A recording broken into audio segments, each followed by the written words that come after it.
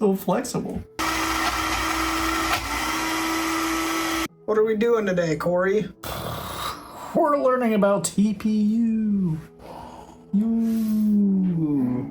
Sick. That's right, everybody. It's TPU time. Let's see what we can learn. Before you take it out of the bag, just inspect it a little bit. Free candy, bro. Feels very squishy. Oh.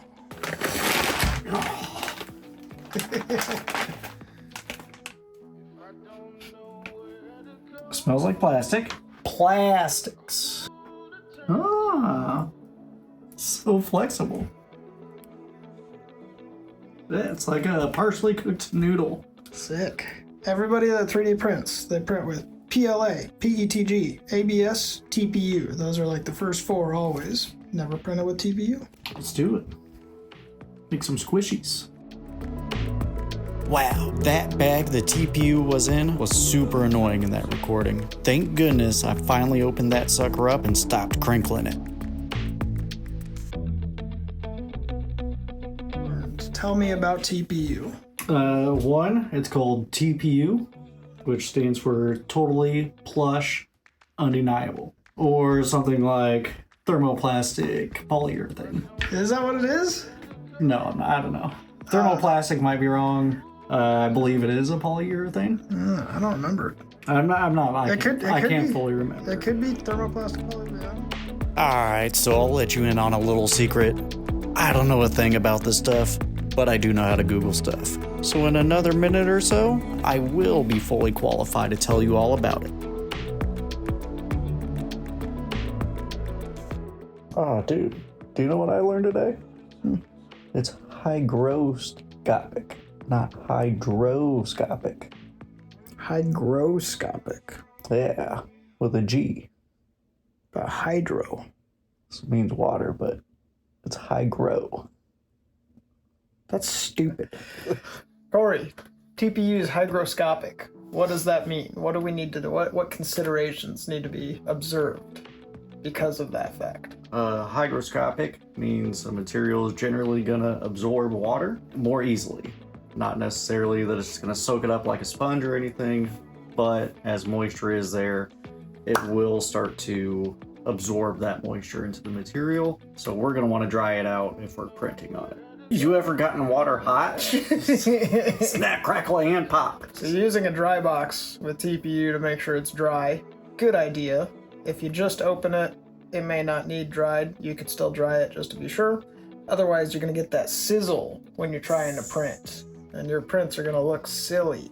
We're going to print it without a dry box. I don't think it's quite that bad, but overnight I'll probably dry it out or something, or maybe we'll just let it go a week and see what happens. Maybe that's what we'll do. How many more of these you got? Just that one. She'll be right. We wouldn't dry it out.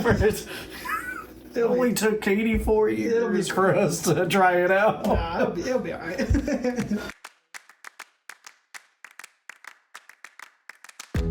I don't know where to go, who to turn to. So TPU, like PETG, likes to be at the 250 range. Bamboo's preset is at 240, and that's just for a generic TPU profile, but your results may vary. Interesting. This one says print tip about 205 to 230 Celsius. Oh. Bed temp, I've been seeing a lot in the 60. What's the average bed temp, would you say? 60, yeah. About 60-ish? 60. So about the same on the bed. TPU sticks, like on these beds, dude. TPU sticks. Even on the metal beds? Yeah. Really? You really got to peel that off. Okay. One of these times I want to try printing on yours. What was the first one? Was it the PETG? PETG. They got stuck with the glass. Yeah, They said that's a good one. Yeah. Because I've also heard glass beds are good for TPU.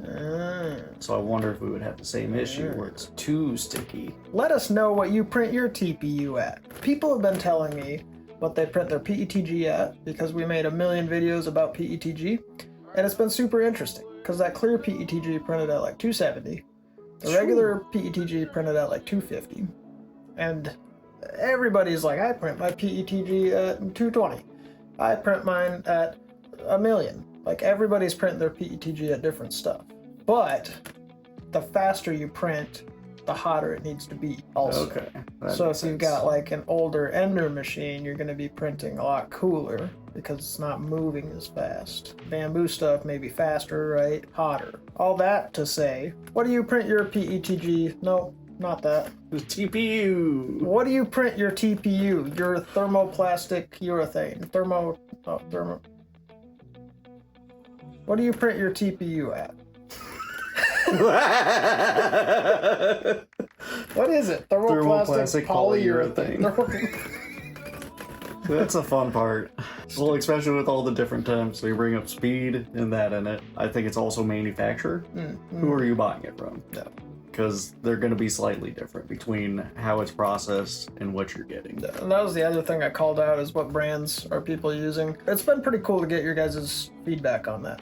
What do you print TPU at? What temperatures? What manufacturers you use it? What machines you got them on?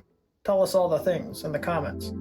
Yeah, if I've learned anything from your guys' comments, it's that a lot of this stuff varies quite a bit. Depending on your machine, depending on your brand of filament, you could be printing hot, cold, fast, slow, and TPU is probably no exception. The other thing about TPU is it has a couple of interesting properties that really make it stand out. Let's talk about that a little bit. It's got a lot of great properties for different types of uses. It does have a lot more uses versus PLA or any of that. Are you telling me that TPU has a lot more flexible use cases? Yes. Corey, tell me about the shore hardness. RTP goes off the Shore A scale.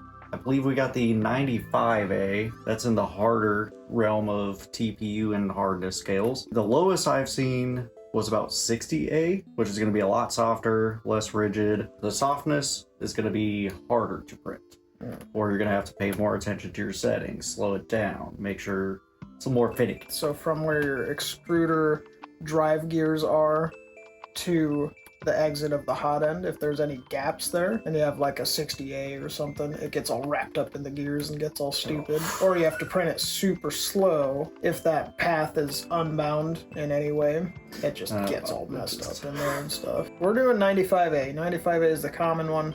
It's pretty easy to print in terms of TPU, especially the bamboo thing. You just say it's printing TPU and then it prints TPU. So that's what we're doing. I guess we should print some stuff. Print! Oh, this is total thumbnail shot right here. Now just to clarify, we don't mean to say that TPU is more useful than PLA or PETG. We're simply outlining the fact that its uses are a lot more varied than what you find in the hard plastics. TPU is flexible, so it can be used in a lot more different cases than PLA or PETG. First, we can look at our Super Pro setup. Here at QOPix, we're always concerned about OSHA. All right, Corey, run us through some tests. What are we doing? All right, first we're gonna do the favorite test, the blender. Who doesn't love to see stuff spin and explode everywhere? We're gonna see how TPU withstands a blender. After that, we'll roll on over to the crush test. We're just gonna put pressure on these bad boys, see what happens. Are they gonna break, snap, pop, fold, not do anything? We'll find out. We will then toss it into our rock tumbler here. This is gonna just throw in some different abrasions over an extended period of time, and we'll see how it affects the TPU. Moving right along, we got our Dremel test. This is gonna put some high speed action on it. We'll put on maybe a few different brushes, see how it withstands just, general cutting type material instead. And that's all for the test. Let's see what happens. Come along for the ride as we learn some stuff about TPU through our limited means of destruction. Oh, there's stuff left in there? Got some Petka. Oh. PETG. Delicious.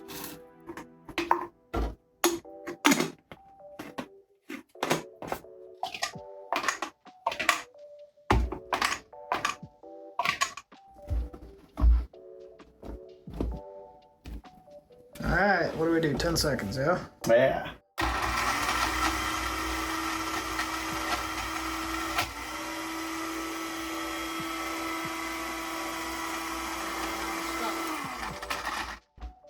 Oh, dude. Smells like it's trying to break it. That's the weirdest blender test I've ever seen.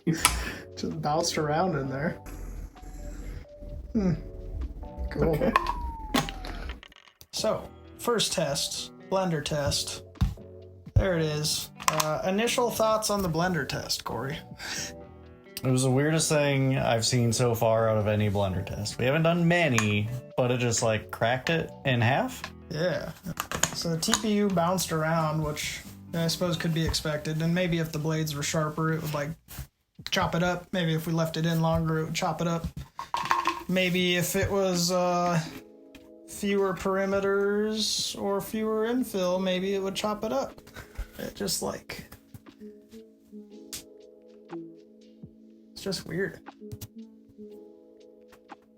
Chopped it straight in half, kinda. This was the point where the model wasn't extruding correctly anymore, so that was a weaker part of the model anyway. I was about to say, it's like it latched onto a weak point. Because you can see there's your point of impact. Oh, yeah. And that was enough to just... See, bud. Your face during. I was so confused. Pretty excellent. Oh, I will catch it at some point. And it just never did. Just bounced around. Couple of little bits and pieces on the inside, not too much. What are you over there?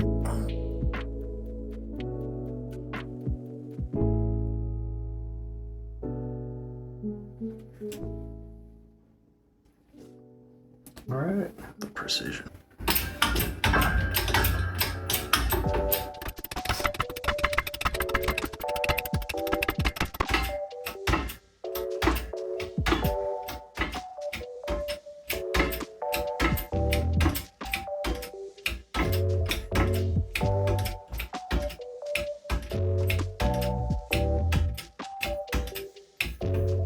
Imagine that. Wow. So squishy.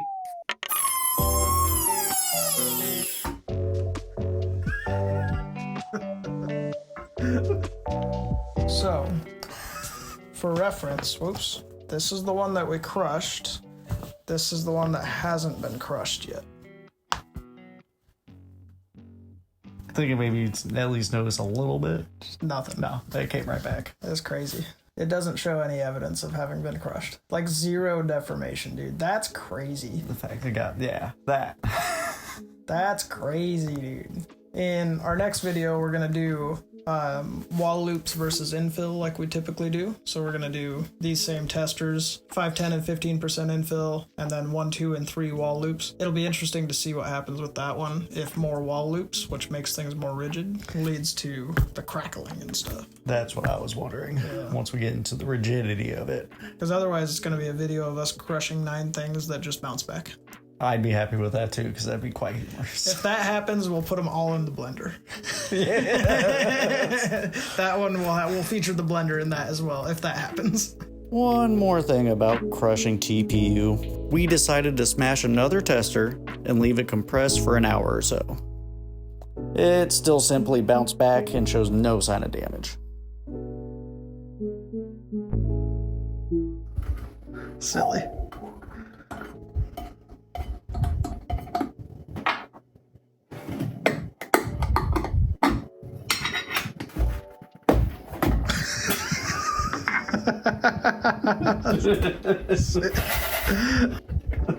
That was good.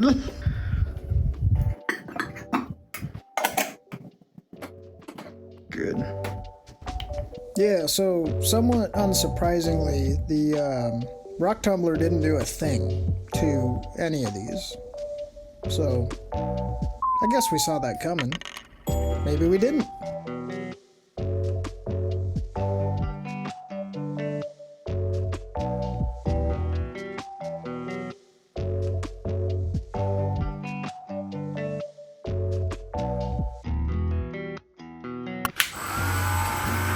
Let's do it.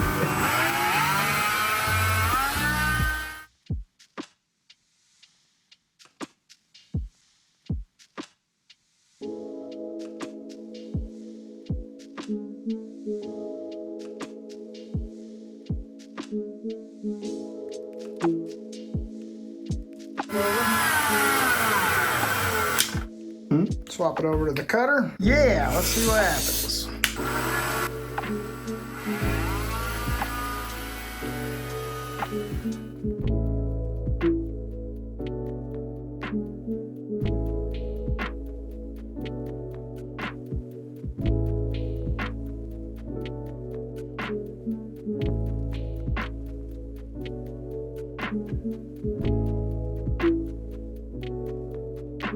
Little Dremel guy.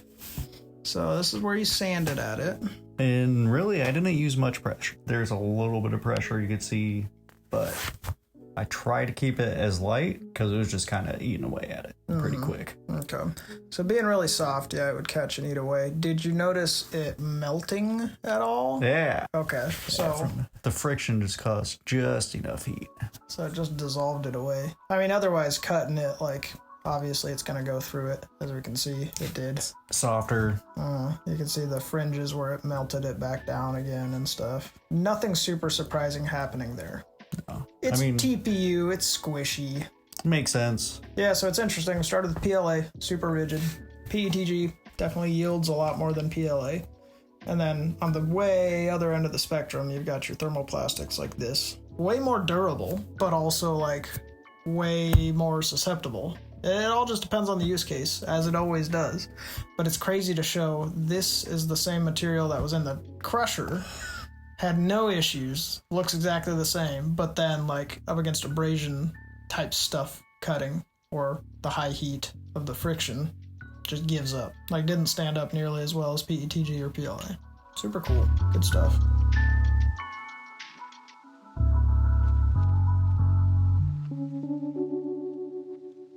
Let's get some. That was pretty good. There we go. That was There we pretty go. good. That was pretty good. I'll give that a 93%. That's not the very best, but it's up there. It's passing. It's up there. That makes It's the an A. dean's list. It's an A. It's an A. Yeah, dude. So what did we learn about TPU today? What was some of the stuff we spoke about at the beginning of the video? Flexibility. It's not going to be as rigid. It's softer material, but within that, you have different use cases, obviously. Crush comes right back. Friction or anything else withers away. Generally, the high impact environment, super good for that. Otherwise, it's plastic. Plastics. So, like, it's gonna dissolve under heat and abrasion and things like that. In terms of printing, we learned about the hygroscopic nature of it. So you got to keep that dry. You can print it from a dry box or just dry it. We have been printing on this same roll. Haven't had to dry it. It still prints fine. Beyond that, what else? Heat bed around 50, pretty average for most things. I feel like extruder I've seen as low as 210, as high as 270. Generally stay around the 250 area, then adjust from there. It appears to be same as most stuff. You know, 250-ish, as low as this, as high as that. TPU is fun. I'm glad we finally did it. Corey left for weeks. Really, he only left for a few days. We weren't able to film for weeks. So Yeah, it was weird. it was great. Well, that was TPU. Next video, we're going to dive a little bit deeper into TPU. Oh, dude, go grab the TPU that's on this shelf. Go over and Okay, we got go some over and- TPU over the shelf. We're going to give you a little sneak preview. We're going to a little sneak peek. What do we got here? What do we got? That's the wrapped up one. It's not open. That one, dude. Look at that. It's all space material-y. Yeah, come back over here. Here's what we're doing. There. This is the TPU we're doing the next video with, where we do more crush testing and go a little bit deeper into TPU and stuff. Corey? Ooh. Ooh. I don't like that. Nah, that didn't work well at all. Yeah, you did it. Oh, I'm not opening it. You. I know what it looks like. Don't show them what it looks like, though. They don't get to know. You gotta watch the next video to see the cool color, dude. That's pretty. Isn't it pretty? I like That is that. kind of a cool, pretty color. Look I at the use- spool, dude. That's why I was like, I don't like that. I don't like it anymore. Please take this away from me. Yeah, dude. Good stuff. You know, usually I don't like this color. Oh, yeah. Isn't that cool? That is a nice. I think it's going to be cool. It'll be nice. I like We'll that. print out some nachos with that. We'll print out some testers with that. It's going to be good stuff. Thanks for watching this video. Watch our other videos. Check out our free Patreon. It's free. It's not always going to be free. Right now, it's free. There's not very much stuff up there because it's free. But if you want to see us talk randomly in between shots, that's the place that it's going to be. It doesn't always make it on YouTube, so check out that Patreon and subscribe if you want to see more of two fools talking about goofy stuff. I think that's it. Thanks for watching. See you next week.